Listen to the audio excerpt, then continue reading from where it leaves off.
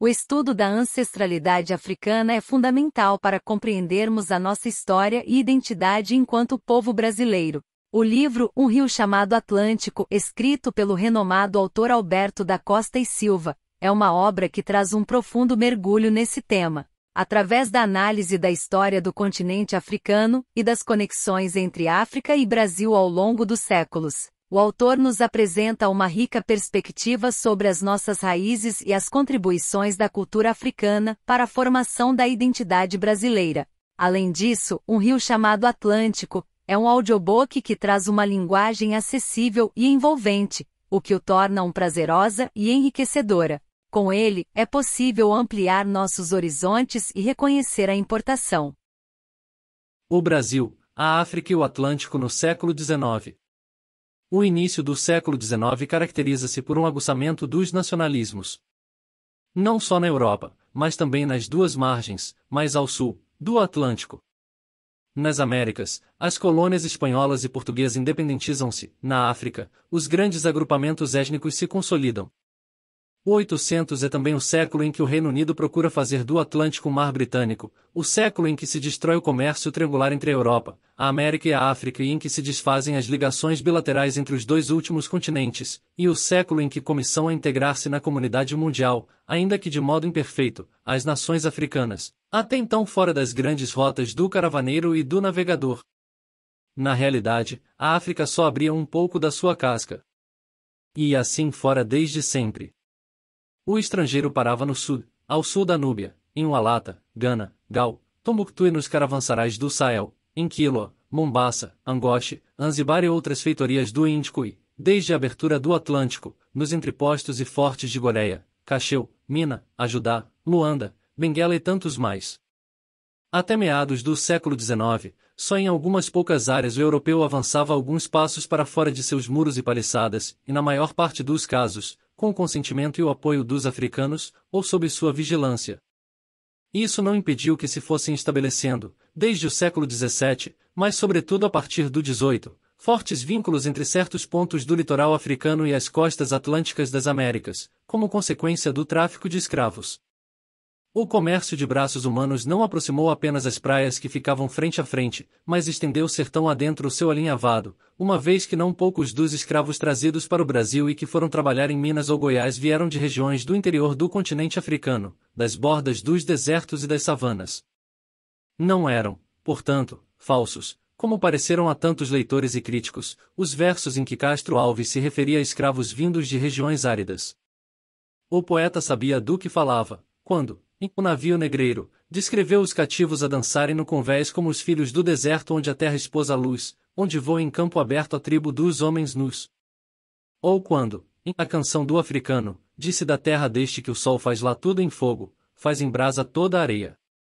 Ainda que os contatos diretos entre europeus, americanos e africanos não passassem, na África, muito além da linha em que findavam as praias, as notícias esgarçavam-se pelo interior e certas novidades, e só certas novidades, expandiam-se rapidamente. Assim, a África recebeu e africanizou a rede, a mandioca e o milho, enquanto o Brasil e Cuba faziam seus o dendê, a malagueta e a panaria da costa. As trocas deram-se nas duas direções, e a cada um dos lados do Atlântico não era de todo desconhecido e indiferente o que se passava no outro. A independência do Brasil, por exemplo, não ficou despercebida na África, e o provo terem sido dois africanos os primeiros reis a reconhecê-la, o Obalzenvede, do Benin, e o Ologun Aja ou Obalzenlocum, de Eco, Onin ou Lagos. Em Angola, os acontecimentos de 1822 tiveram enorme impacto, chegando a gerar uma corrente favorável à separação de Portugal e à união ao Brasil. No território brasileiro, reis e nobres africanos, vendidos por seus desafetos como escravos, buscaram, algumas vezes, reconstruir o pouco que podiam das estruturas políticas e religiosas das terras de onde haviam partido. Isso ter-se-ia verificado, para citar o caso mais discutido, com Nangontimé, Anagotime ou Naegontime, viúva do Eagonglo e mãe do rei Gueso, do Danchomé, Dangomé, Dalmei ou Dalmé. Passadas mãos dos traficantes pelo rei Adandosa, ela teria refeito os seus altares na Casa das Minas ou Querebetam de Zomadonu, em São Luís do Maranhão. Outros sonharam voltar à África e reaver as posições perdidas, não se excluindo que hajam conspirado para isso.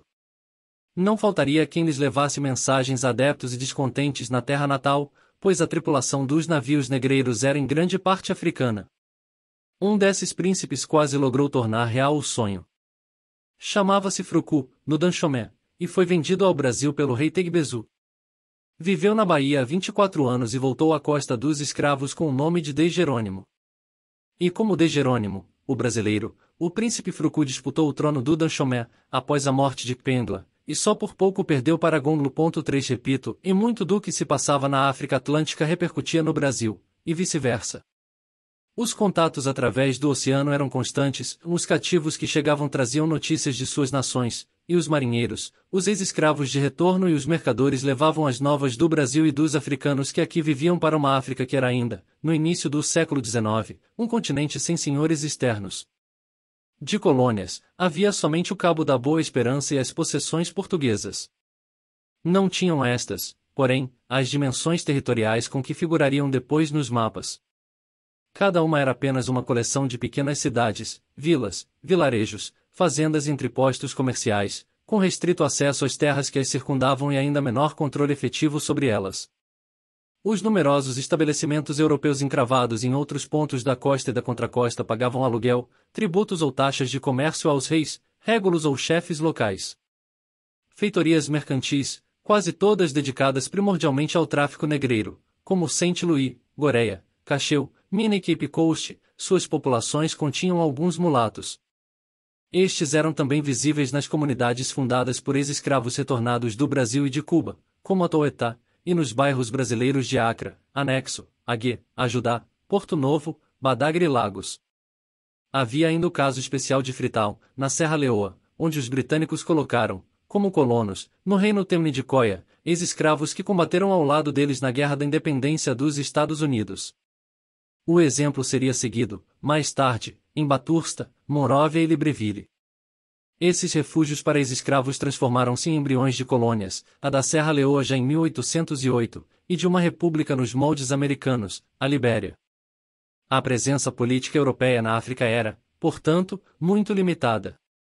Discreta. Não se comparava à do Islame, que, desde o século IX, atravessara o deserto e se fora lentamente derramando pelo Sahel e a savana.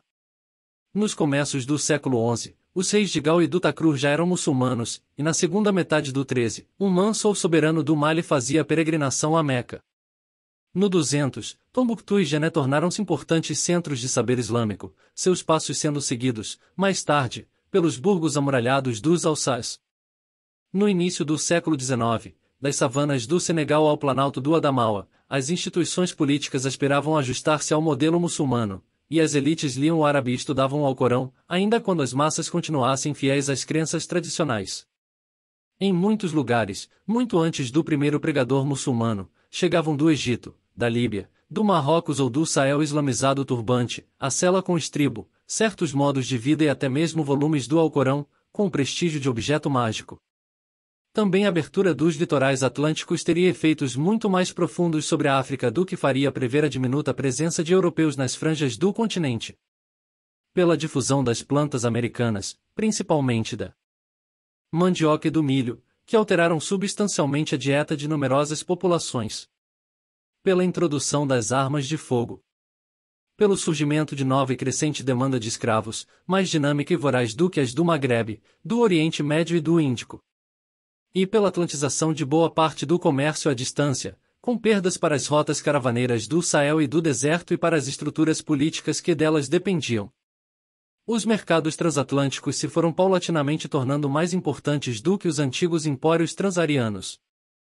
A vinculação floresta-savana-Sahel-deserto-mediterrâneo foi parcialmente substituída pela ligação savana-floresta-praia, ou a ela, estendendo-a até o mar-oceano, se somou. Acentuaram-se, consequentemente, os liames entre os vários pontos do litoral atlântico, tornando-se mais intensas as atividades ao longo da costa e as viagens de praia a praia que fizeram famosos os remeiros crus da Libéria. Essas viagens deram renome não só a eles, mas também a outros, que remavam de praia em praia ou desciam até a foz dos rios, como os ijóis do delta do Níger, cujas almadias assim descreveu, no Esmeraldo de Sitorbis IV, mal entrado no século XVI, Duarte Pacheco Pereira, em todas feitas de um pau, algumas delas a tamanhas que levarão 80 homens, e estas vêm de cima deste rio, o Real, de 100 léguas e mais, e trazem muitos inhames, e muitos escravos e vacas e cabras e carneiros. Qual sucedera, séculos antes, com a chegada do cavalo como animal de guerra às estepes ressequidas e às savanas da África Ocidental, as armas de fogo alteraram as táticas de guerra e as relações de força interafricanas. Cresceu o poder centralizador dos reis, que procuravam monopolizar o comércio externo e, portanto, o acesso aos mosquetes e à pólvora. Novos estados surgiram de chefias que controlavam os caminhos para o mar, e outros se consolidaram e expandiram, muitas vezes sobre a base de um intenso sentimento nacional. Na África, sempre houve nações, como definidas por Renan, em povos unidos pelo sentimento de origem, pela língua, pela história, pelas crenças, pelo desejo de viver em comum e por igual vontade de destino. E sempre houve nações que se cristalizaram em estados. Basta lembrar Gana, construída pelos Soninkees, e o Mali, com seu núcleo Mandinga. O preconceito teima, entretanto, em chamar tribos as nações africanas, sem ter em conta a realidade de que não são tribos grupos humanos de mais de 60 milhões de pessoas, como os alçais, ou superiores ou semelhantes em número às populações da Bélgica, do Chile e da Suécia, quando não da Argentina e da Espanha. O conceito de nação podia ser, aliás, ainda mais profundo, na África, do que o enunciado por Renan. Assim no Daomé. Mais que um Estado-nação, o Daomé era uma realidade espiritual, na soma dos fons mortos desde o início do mundo com os vivos e com os que ainda haviam de nascer. A nação desdobrava-se no tempo, sob disfarce de eternidade, em dela e de sua representação como Estado não se excluíam ancestrais e vindouros. O sentimento nacionalista expande-se e se adensa na África do século XIX. Torna-se mais intenso em estados muito antigos, estados que podiam ter vários séculos de existência, como Ifé, Benin, Oió, Bornu, Kano e Katsina. Afirma-se em novos reinos, que tomaram forma e força sob o estímulo do tráfico de escravos. Como o Ashanti, que se incorpora com a produção e o comércio do ouro e da noz de cola, antes de se assentar na venda da escravaria. Como o Daomé, comerciante de escravos quase desde o início. Como outros estados que, tendo ganhado vigor com o tráfico humano, continuaram, depois, a crescer, com o mercadejo da goma, da cera, da cola, do dendê, do marfim e da borracha. Do nacionalismo surge uma nova ideia de Estado. O poder em expansão não busca mais apenas, como nos impérios de Gana, Mali, Bornu e Songhai, submeter outros agrupamentos humanos, para que lhe paguem tributos e lhe engrossem os exércitos, sem desrespeitar ou destruir as estruturas sociais e os modos de vida dos vencidos.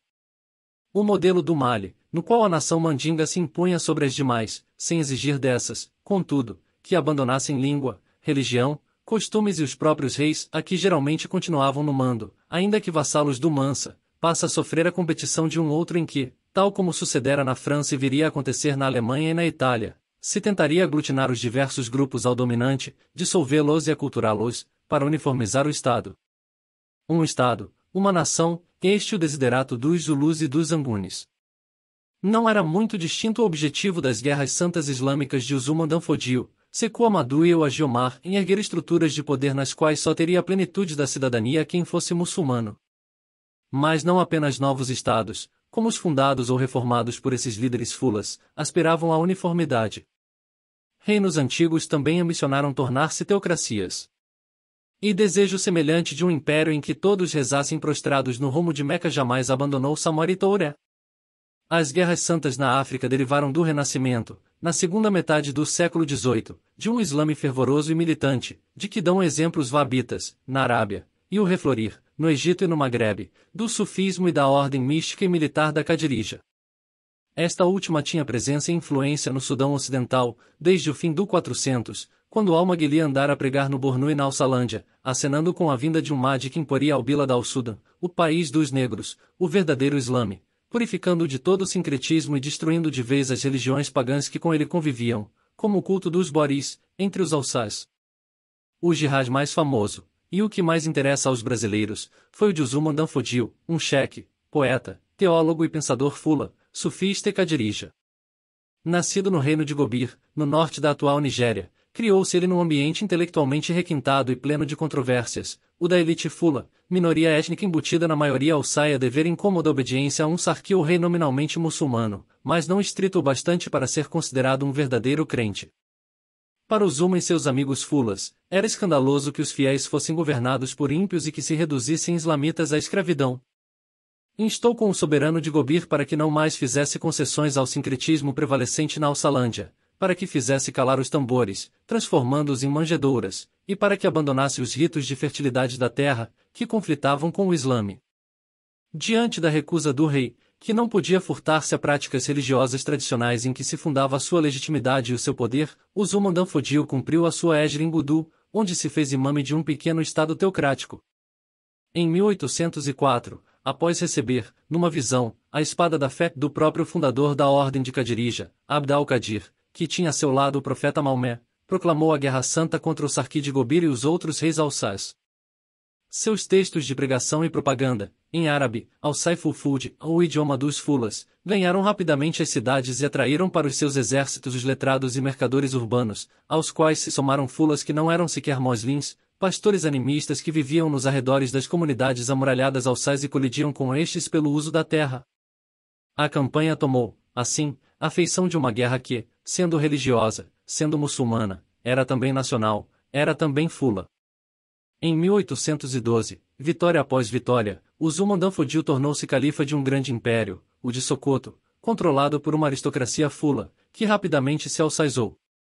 Esse império viria a cobrir não apenas a maior parte dos territórios alçás, mas também o norte do Yorubo, submetendo aos fulas o que, como Ilorin, estivera sob a suzerania de Oyo.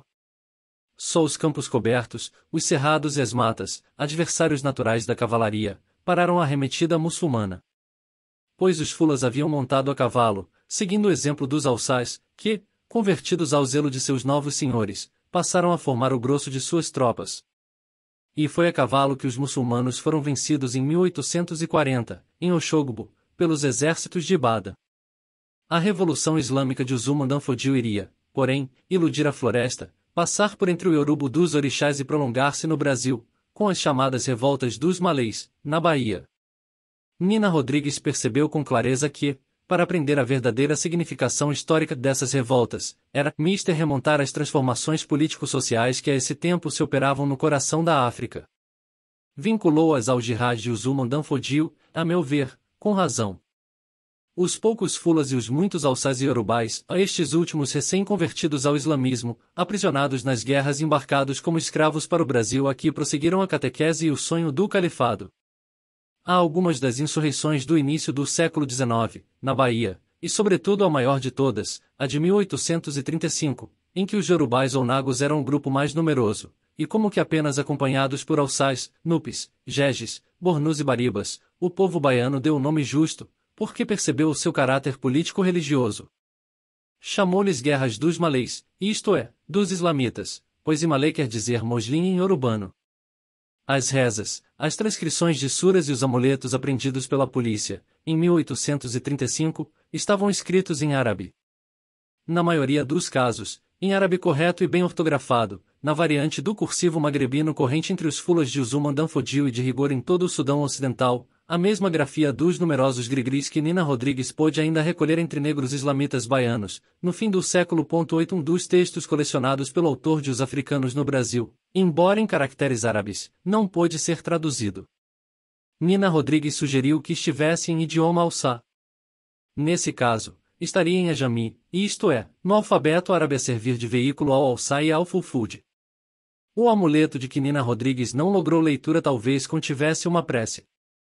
Mas talvez não transcrevesse um versículo do Alcorão, por ser isso contrário ao islamismo estrito que pregava Uzuma Danfodio. Este escreveu em alçá sermões em verso. E houve um certo momento em que começou a verter para aquele idioma o Alcorão. Não deu, porém, prosseguimento à tarefa, persuadido de que não lhe cabia traduzir as palavras recolhidas, em árabe, por Maomé, e de que o livro santo deveria ser mantido na língua em que sempre existiu.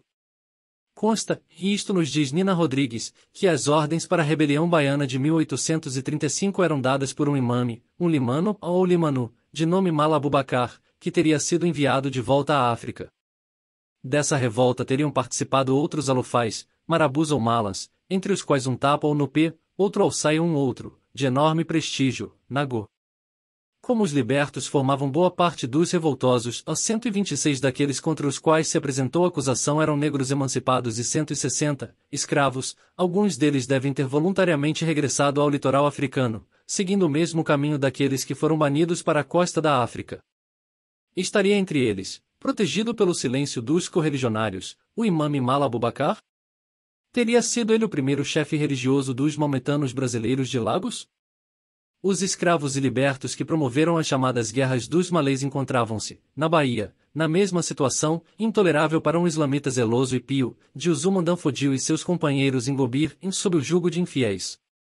Os que eram livres tinham o governo do Império do Brasil por ilegítimo, uma vez que não se fundava na crença e no direito islâmicos, os cativos não podiam aceitar de forma alguma sua condição, em tudo contrária à lei divina, pois, para o Islame, só o incréu pode ser escravizado.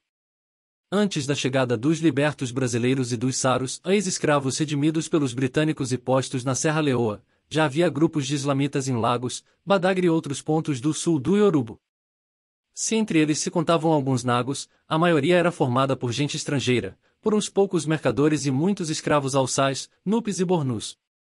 Sobretudo após a revolta, na passagem do século, de Loren contra Oió, e sua incorporação ao Império de Sokoto, cujo derramar para o sul aterrorizava os jorubais, esses moslins viram-se discriminados, expulsos ou perseguidos. Rezavam quase sempre em segredo e era quase sempre em segredo que cumpriam suas obrigações religiosas. A chegada de muçulmanos da Bahia, de Foura Bay e de Folatal aumentou-lhes o número, e o número dos que eram, embora imigrantes, iorubais, e emprestou a um islame até então menosprezado o lustro de dois grupos, o dos agudais, ou brasileiros, e o dos saros, que rapidamente se faziam prósperos, porque tinham intimidade com ofícios adquiridos no Brasil ou na Serra Leoa e cada vez mais necessários nas cidades litorâneas, onde a influência europeia se ia impondo. Eles praticavam abertamente a sua crença e construíram as mais antigas mesquitas de Lagos. A própria mesquita central, até há pouco de pé, foi iniciada por um mestre de obras brasileiro, João Batista da Costa, e concluída por seu discípulo Saro Sanusi Aka.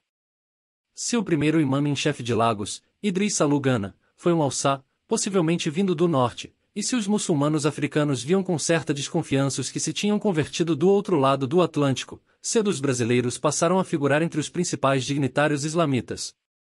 E continuam, até hoje, a contar entre eles. Em 1983, quando deixei Lagos, o imã em chefe da cidade, Al-Agil Yad Ibrahim, era descendente, pela linha materna, de brasileiros, e disso se orgulhava. Os muçulmanos não predominaram, contudo, entre os brasileiros e os abrasileirados que se estabeleceram na costa atlântica da África. A maioria era de cristãos ou cristianizados, alguns destes últimos a praticarem a um só tempo, ou paralelamente, a religião dos orixás e aquela que se converteram na outra margem do oceano. Brancos e mulatos, uns poucos, e os demais, negros nascidos na África ou no Brasil, não faltaram os que se tornaram, do mesmo modo que os imalês, traficantes de escravos. Alguns deles fizeram-se famosos, como Francisco Félix de Souza, o Xaxá de Ajudá, e Pedro Cogio, e Domingos José Martins, o Todo-Poderoso de Cotonou, e Joaquim Manuel de Carvalho, que embarcava em Porto Novo. O comércio dividiu certas famílias, um irmão em Lagos e outro em Salvador, um primo em Anexo e outro no Recife, a trocarem escravos, azeite de dendê, noz de cola, sabão e pano da costa por tabaco, cachaça, ouro e tudo o que se usava na rua, na sala, no quarto e na cozinha. Negociantes em grande de gente de coisas, lojistas e vendedores de esquina, plantadores de algodão, tabaco, cacau e café, mestres de obras e pedreiros, modistas e alfaiates, padeiros e doceiras, marceneiros, músicos e professores fundaram cidades como Atoetá e Porto Seguro e se estabeleceram em bairros próprios em Acre, Lomé, Agué, Anexo, Ajudá, Porto Novo, Badagry e Lagos, onde construíram, para si próprios ou para outros grupos, igrejas, mesquitas, palácios, edifícios, sobrados e arruamentos de casas térreas e de parede meia, com uma, duas, 4 ou mais janelas. Tudo num estilo arquitetônico derivado das formas barrocas, rococós e neoclássicas aprendidas no Brasil, criaram, assim, em pequenino e por iniciativa própria, as suas serras leoas e as suas libérias. Esse é um enredo. O outro é o da luta contra o tráfico humano, que serviu de roupagem limpa à política britânica de controle do Atlântico e das rotas para a Índia. A história tem suas ironias. O movimento generoso e humanitário para destruir a ignomínia do comércio de negros confundiu-se com o que iria transformar, num espaço curto de tempo, quase toda a África em colônia europeia. Sob pretexto do combate ao mercadejo de escravos, britânicos e franceses ocuparam cidades e portos africanos, humilharam e depuseram chefes, sobas e reis, depois de os debilitar, vedando-lhes a compra de armas e pólvora, impedindo-lhes a cobrança de taxas de passagem de mercadores estrangeiros pelas terras sob sua soberania e destruindo o monopólio comercial em que muitos deles fundavam o poder. A partida para Cuba, em 1865, do último barco de escravos não terminaria, no entanto, com o tráfico de braços humanos. Este continuará, até depois da Primeira Guerra Mundial, numa direção que já percorria muitos séculos antes do descobrimento da América, pelo Saara, o Índico e o Mar Vermelho, para o mundo islâmico. Mais importante ainda, cresceram a escravaria na África e o comércio interregional de cativos. A fim de atender à demanda europeia e por estímulo daquelas mesmas nações que haviam combatido o tráfico transoceânico de escravos, expandiu-se na África uma agricultura de exportação, de óleo de palma ou azeite de dendê, de amendoim, de cravo, de pimenta, de café, de cacau, de sisal, e desenvolveram-se grandes plantagens do tipo americano, até então só conhecidas em algumas regiões, como a Alçalândia e Bornu. Milhares de cativos yorubanos passaram a trabalhar nas plantações de dendê do Daomé. Para as de cravo, na ilha de Zanzibar, preavam-se e compravam-se escravos no continente. É escravo quem passa a percorrer a pé imensas distâncias, a carregar a cabeça as presas de elefante e os fardos de goma, cera, borracha e outros produtos desejados pelos europeus em quantidades crescentes.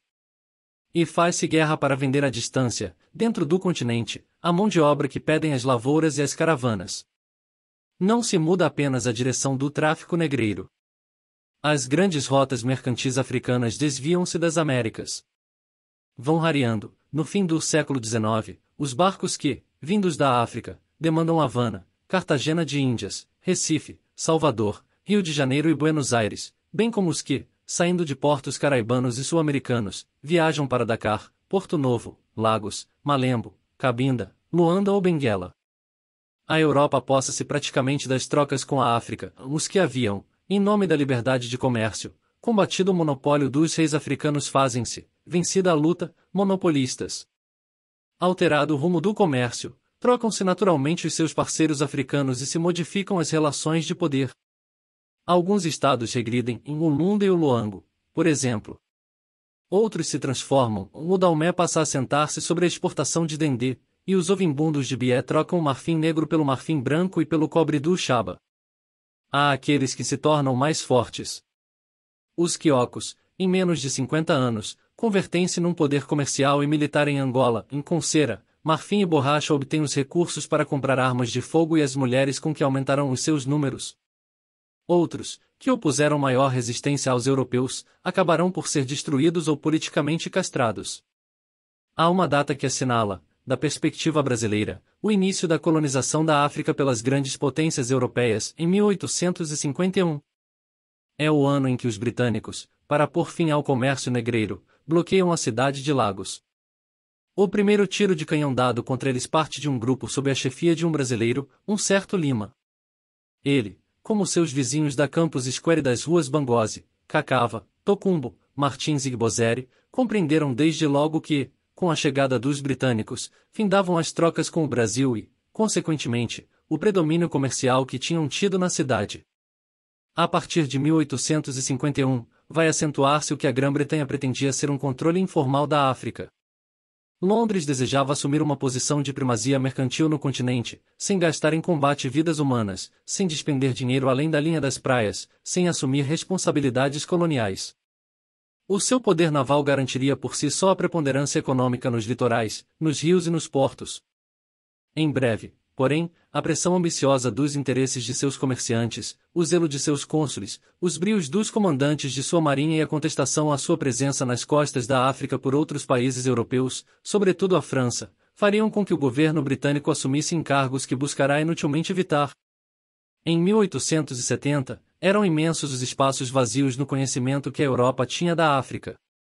Por sua vez, a maior parte das comunidades africanas ignorava existir o homem branco, ainda que utilizasse produtos por ele manufaturados. A presença europeia no continente, até a véspera de 1900, só se fazia sentir a uma escassa minoria e, mesmo mais tarde, numerosíssimos eram os que jamais haviam visto um português, um inglês, um francês ou um alemão, ou faziam ideia de que suas terras estivessem sob a bandeira de um povo de além-mar. Os britânicos, com os quais competiam outros europeus, tinham assumido, porém, e rapidamente, o domínio do Atlântico. Nele ocuparam Santa Helena, Ano Bom, Malvinas e outras ilhas, entre as quais a nossa de Trindade, da qual se retiraram graças à arbitragem da coroa portuguesa. Se não se apossaram de Cabo Verde, foi porque se iludiam com o projeto de fazer de Portugal um preposto da Grã-Bretanha na África. Todo avanço em política acaba por adquirir dinâmica própria. Ao pretender controlar informalmente a África, por meio da esquadra de cônsules que protegeriam o comércio e as pessoas e os lucros dos negociantes britânicos, a Grã-Bretanha encaminhou-se, quase que sem possibilidade de recuo, para um império africano de início não desejado. E algo semelhante sucederia com a França, que tinha, contudo, desde o início, certo apetite pelo controle de portos e feitorias. Por volta de 1870, só estavam em mãos europeias as possessões portuguesas na Guiné, em Angola e em Moçambique, a Argélia, Lagos e seus arredores, o Cabo da Boa Esperança, os territórios boeres na África do Sul e alguns fortes entrepostos na costa e na contracosta. Muitos desses estabelecimentos eram vistos pelos africanos como pedaços de terra por eles cedidos em aluguel ou empréstimo, tal como haviam feito no passado a outras gentes que entre eles se haviam instalado com fins comerciais, como os diulas ou ângaras, os alçás ou os aros. Os europeus pensavam de modo diferente e tinham essas áreas, por menores que fossem, como protetorados ou sob sua soberania. O choque entre as duas concepções era inevitável. Precipitou o terem assumido os britânicos, e atrás deles outros europeus, o que se chamou de missão civilizadora e, mais tarde, de fardo do homem branco, máscaras de um darwinismo que se traduzia, nas relações humanas, em racismo e arrogância cultural. Não havia a menor compreensão pela diferença de modos de vida, em tudo que se afastava dos padrões europeus era demonstração de selvageria e barbárie. Os cônsules e administradores de enclaves europeus na África queriam que as estruturas políticas e os costumes sociais das comunidades que os consideravam como hóspedes se transformassem, para se adaptar ao modelo europeu, que as diferenças se reduzissem a uma uniformidade imposta de fora. O esforço para reduzir diferenças, frequentemente traduzido em ações armadas, não podia deixar de desembocar no império. A percepção europeia da África era, visto que quase não tinha brancos, a de um continente vazio, a pedir povoamento e inversões. E, na Europa, sobejavam gente e dinheiro. A África parecia aos europeus como um Eldorado, com ouro de Boré, de Lobi, do país Achante, do Monomotapa e do Transvaal, com manadas infindáveis de elefantes e uma infindável produção de marfim, com cobre, ferro e estanho, com alumem, almíscar, cera, goma, borracha e óleos vegetais, e com extensas terras por cultivar. O Reino Unido, onde tivera início uma nova revolução industrial, via multidões de compradores nos africanos, ignorando que esses tinham hábitos de consumo de todo distintos dos europeus. A costurar essa visão prometedora, corria o sonho oitocentista do progresso ilimitado. Dele foram exemplos o famoso projeto, até hoje no papel, da ferrovia transariana e o plano, de todo mirabolante, a beirar as fantasias do professor Cachimbon, criado por Riantor nas páginas de Otico-Tico, do engenheiro francês Amédée Sebelut, de uma estrada de ferro, combinada com navegação marítima, que ligaria, em apenas 2 semanas, Londres ao Rio de Janeiro, por Agadez, a Argel e a Judá, e a capital inglesa a Bombaim, via Obock, e a Joanesburgo, após atravessar o Chad. Do desejo de controle mercantil à ambição do completo domínio territorial, a passagem foi rápida. Em pouco tempo, o Reino Unido de tal modo se considerava o melhor pretendente à África, que chegou a recusar os títulos históricos de Portugal sobre vários territórios que este punha como seus em seus mapas, mas onde muitas vezes não possuía tropas permanentes nem colonos.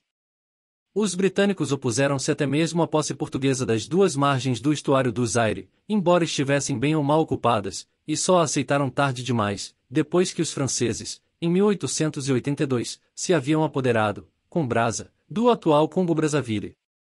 Foi então a vez de a França e a Alemanha impugnarem os direitos portugueses. A Grã-Bretanha perseguira, durante algum tempo, a quimera de controlar os territórios que se estendem das praias de Angola às de Moçambique, por meio de um Portugal que fosse o seu sócio menor ou preposto, como o Egito era em relação ao Sudão. Em 1877, o embaixador britânico em Lisboa, Sir Robert Morier, sugeriu formalmente que se acrescentasse Portugal aos dois estados clientes do Reino Unido na África, o Egito e Zanzibar.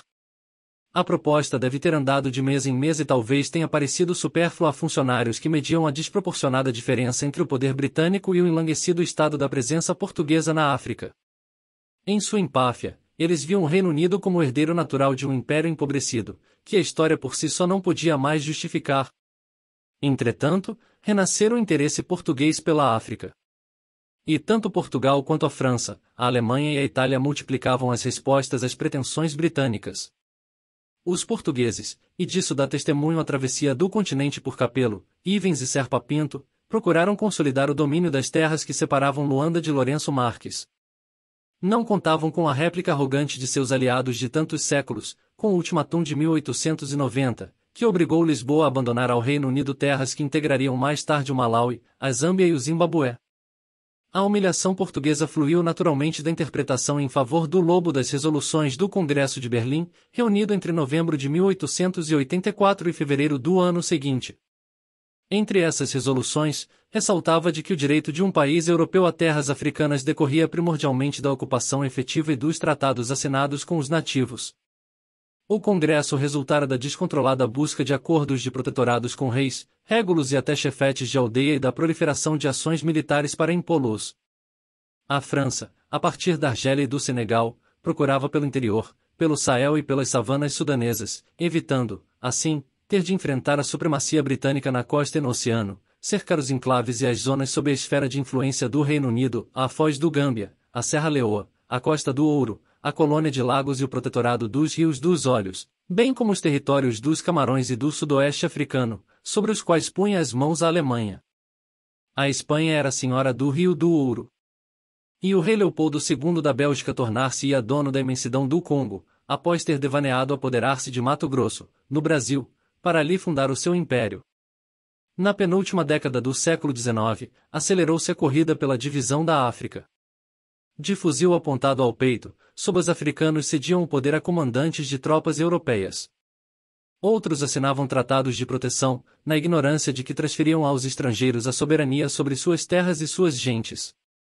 Julgavam estar arrendando ou cedendo para uso provisório um pedaço grande ou pequeno de solo, como de praxe quando um estrangeiro pedia o privilégio e a honra de viver e comerciar entre eles.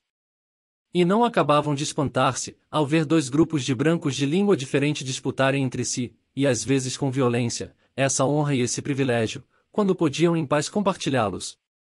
De vários dos grandes reis africanos, as intenções europeias não passaram, porém, despercebidas.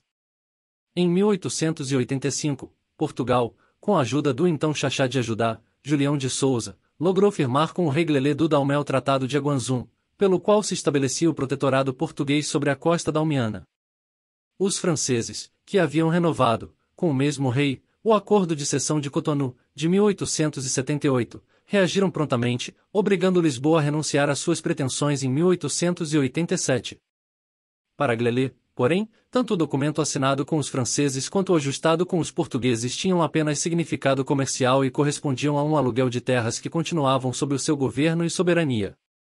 Glelê, ao inteirar-se do que na realidade se passava, não hesitou e mandou prender o Xaxá e lhe deu sumiço, acreditando-se que tenha sido executado. Julião de Souza ressuscitara em parte, e talvez sem o saber, o projeto do primeiro Xaxá, Francisco Félix de Souza, que, usando o nome do rei Gueso, a quem ajudara a pôr no trono, oferecerá a Dom Pedro I do Brasil o protetorado sobre o Daomé ou, quando menos, o senhorio do Forte de São João Batista de Ajudá. Completou o Congresso de Berlim um outro encontro internacional, ainda mais sinistro e ameaçador, do ponto de vista africano, o de Bruxelas, em 1890.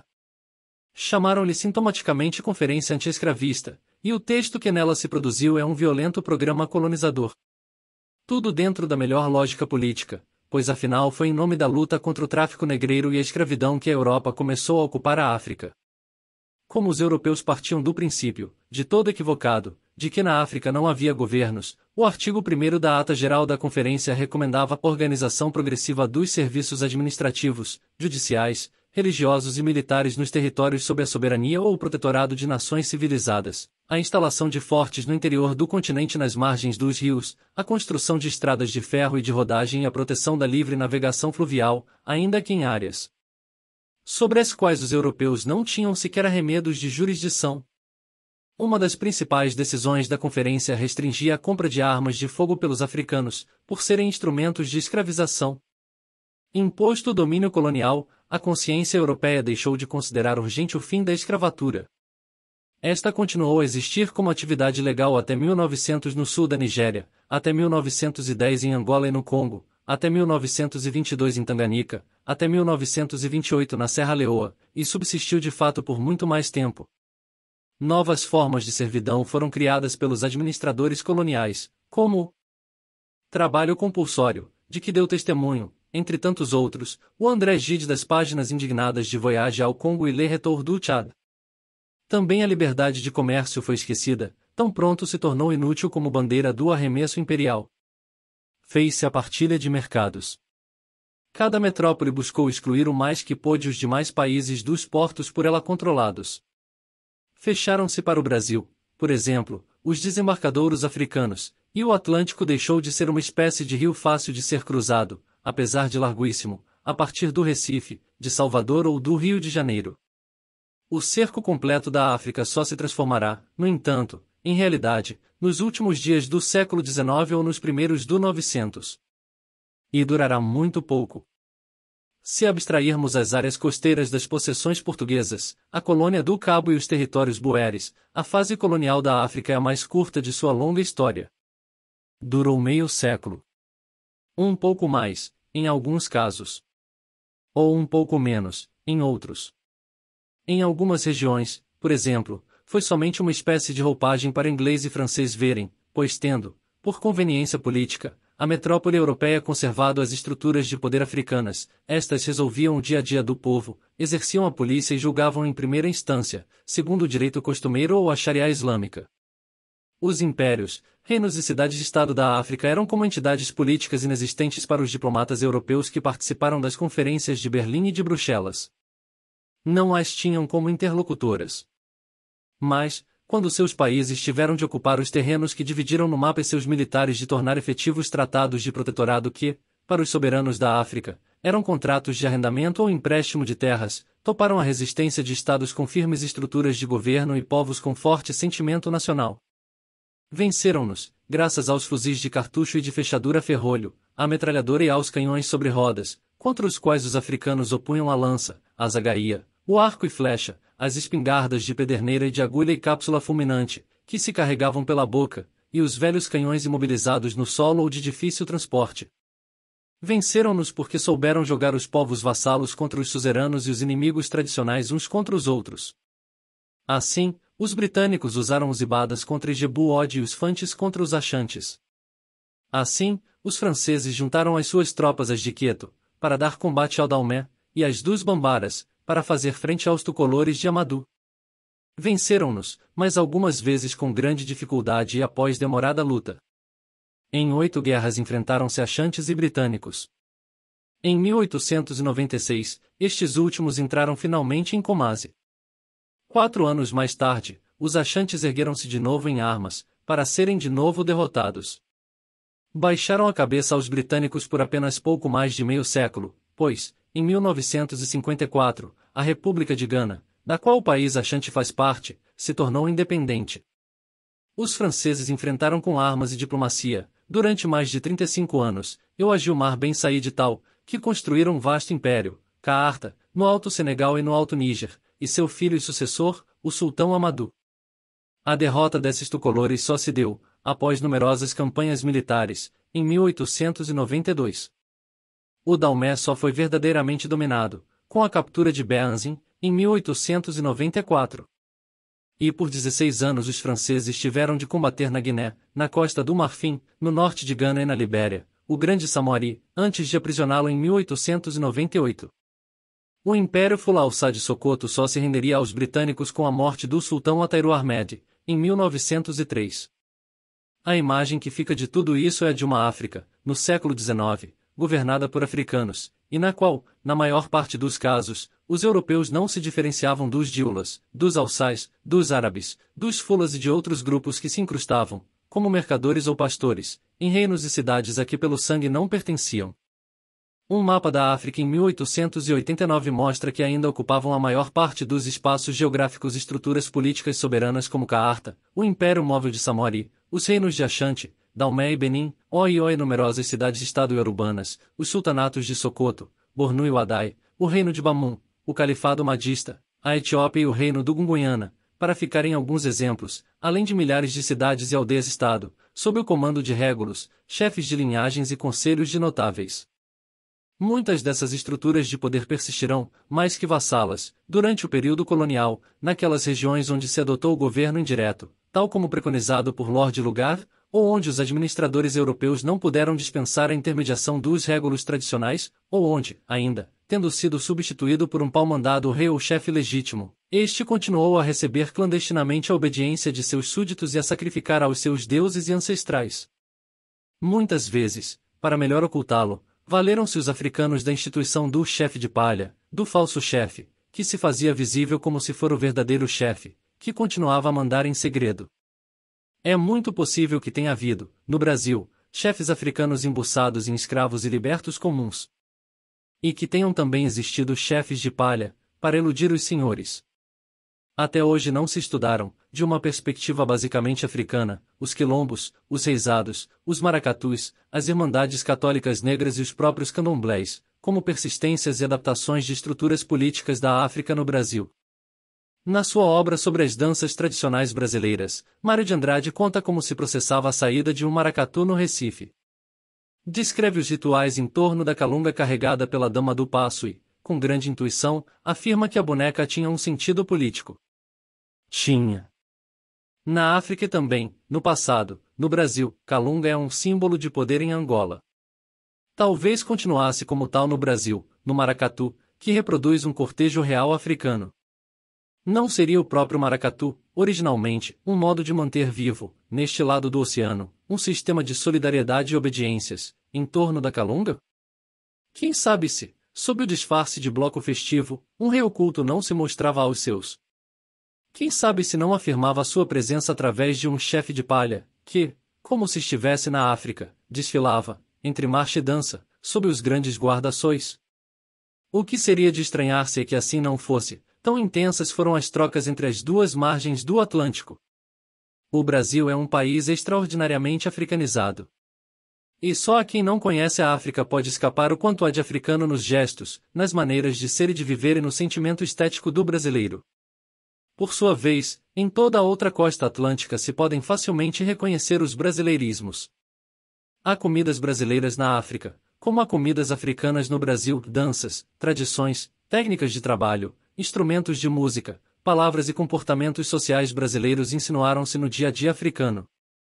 É comum que lá se ignore que certo prato ou determinado costume veio do Brasil. Como, entre nós, esquecemos o quanto nossa vida está impregnada de África. Na casa. Na rua. Na praça. Na cidade. E no campo. O escravo ficou dentro de todos nós, qualquer que seja a nossa origem. Afinal, sem a escravidão, o Brasil não existiria como hoje é e não teria sequer ocupado os imensos espaços que os portugueses e os mamelucos lhe desenharam. Com ou sem remorso, a escravidão foi o processo mais importante de nossa história. 1989